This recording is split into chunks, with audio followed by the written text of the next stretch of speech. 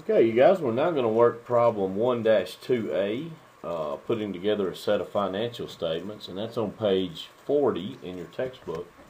But first, I thought we would look at the steps in the accounting cycle. Now, we're going to cover all 10 of these steps in chapters 1 through 4.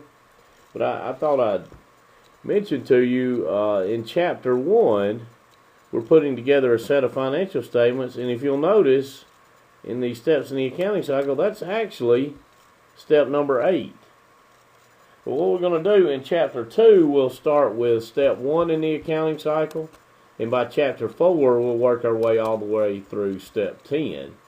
But they go ahead and in chapter 1, they show you the financial statements and how they connect and how they're put together, because in going through the other steps in the accounting cycle, we have to refer to them very often. And this way you're familiar with how they connect and how they're put together as we are referring to them in chapters 2 through 4. Now, I hope that makes sense. Okay, so we'll come back to these quite a bit over the first 4 chapters, and so you'll definitely see them again. But let's go now to our Excel template for problem 1-2A. Now you'll see this posted on the Moodle site, and you can work this one along with me. Then you'll have a similar problem, problem 1-2B, and that's on page 44 in the text that you'll work for homework. Okay, let's read through the problem. The amounts of the assets and liabilities of Nordic Travel Agency at December 31st, 2016, the end of the year, and its revenue and expenses for the year follow. The retained earnings were $600,000 on January 1st, 2016, the beginning of the year. Now remember, in the lecture notes or in the lecture video, we talked about what makes up the balance in the retained earnings account. It's profit that the business has earned since the business began, less any losses the business has incurred since it began. And also we would subtract out any dividends paid to the shareholders of the company or owners of the company. Dividends are just a return of the profits of the corporation back to the shareholders. Okay, and then during the year, dividends of $42,000 were paid. Okay. So number 1, they ask us to prepare an income statement for the year ended December 31st, 2016. But before we start with that, you guys, let's go through all the accounts they give us here and talk about what those balances represent and what types of accounts they are. Okay, so the first account they list is accounts payable. Accounts payable is a liability account. Liability accounts are reported on the balance sheet. We'll get to it a little later. The template for it looks like this. But liabilities are debts or future obligations of the business. Now specifically, accounts payable, the debt there arises when we purchase, as a business, when we purchase goods or services from another business, and we promise to pay them in the very near future, usually within 30 to 60 days, and there's no interest on that debt. Okay, accounts receivable is really the opposite situation. There we are providing goods or services to a customer, and they're promising to pay us in the near future. Now, accounts receivable is an asset because there's future benefit there.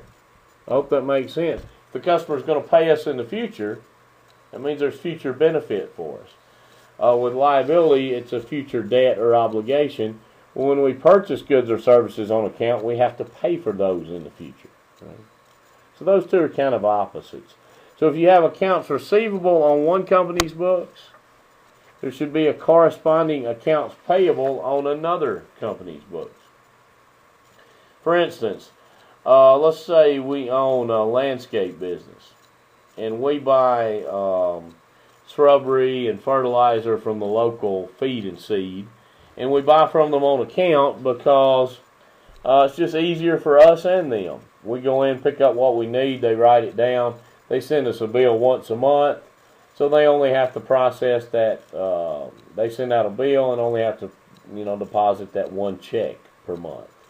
And it's easier for us as well because we don't have to pay immediately, and then when we get the bill, we only have to cut them that one check per month. So on our books, the landscape business, we would show an accounts payable to the feed and seed. At the end of the month, let's say that's $3,000. And then on the books of the feed and seed, they'd show an accounts receivable from our landscape business at the end of the first month for $3,000. Hope that makes sense. Okay, so accounts payable is a liability reported on the balance sheet. Accounts receivable is an asset reported on the balance sheet. Cash is also an asset. Again, they show up on the balance sheet. Common stock is a stockholder's equity account, and those are reported on the balance sheet. That just represents the par value, or which is just a value assigned to the shares of the shares issued by the corporation to the owners or stockholders. Fees earned is a revenue account. That's what we have earned from our customers during the year. In this case, the travel agency, it'd be what we've earned from customers for booking travel. Revenue accounts are reported on the income statement. Land is an asset account. Remember, assets show up on the balance sheet.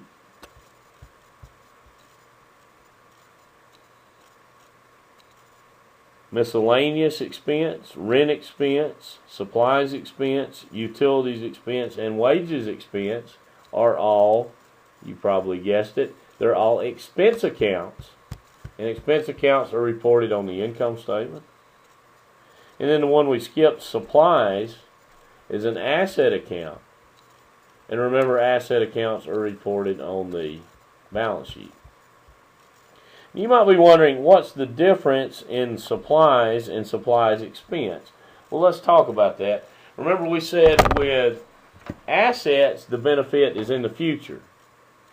But with expenses, all the benefit to the business is in the past. So supplies in the storeroom waiting to be used, their cost is classified as an asset. The cost of supplies that we used during the year, remember there's no more future benefit once the supplies are used, their cost is classified as an expense. So packs of paper sitting in the storeroom waiting to be used, their cost is an asset and should be reported as part of that supplies balance on the balance sheet. But the cost of paper that we use during the year should be shown as supplies expense on the income statement. Okay, let's go ahead and start then with instruction 1. Prepare an income statement for the year ended December 31st, 2016. Well, first, you guys, you would enter the name of the business. They've completed that part for you here. That's Nordic Travel Agency. This is our heading. So on the top row, you put in the name of the business. On the second row, the name of the financial statement. This one's called an income statement. And then the income statement is prepared for a specific period of time. Okay, in this case, it's for the year ended December 31st, 2016. So that's what we're going to choose. Don't just choose the date. We choose that if it was prepared as of a specific date. The income statement covers a period of time. So it's dated for the year ended December 31st, 2016. Of course, our period of time in this problem is a year. Okay, now first on the income statement, we're going to list all our revenue account balances. Well, here we only have one revenue account. It's fees earned. If we had more than one, we'd write in revenues and a colon, and then list all the revenue accounts in this first column, total revenues over here. We're going to do that with expenses. But since there's only one revenue account, we're going to put it. We don't have to put that heading, revenues.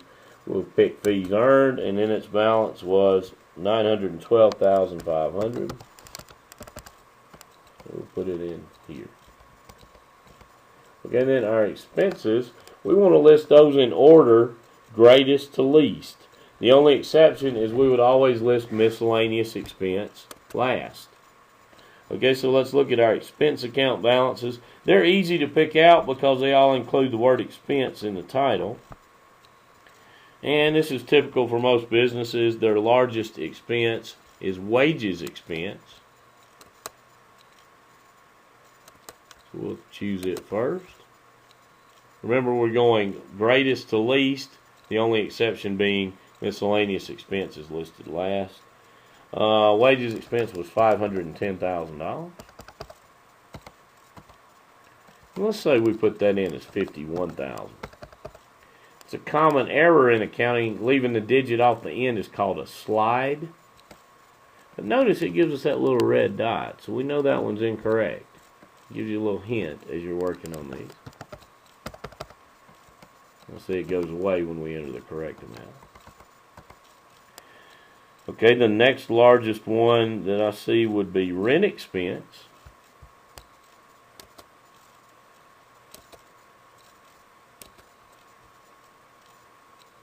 That's $36,000.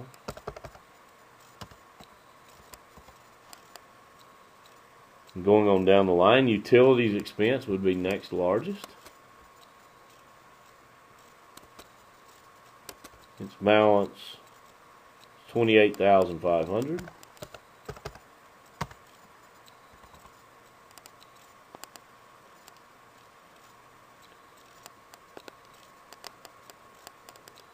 And then we have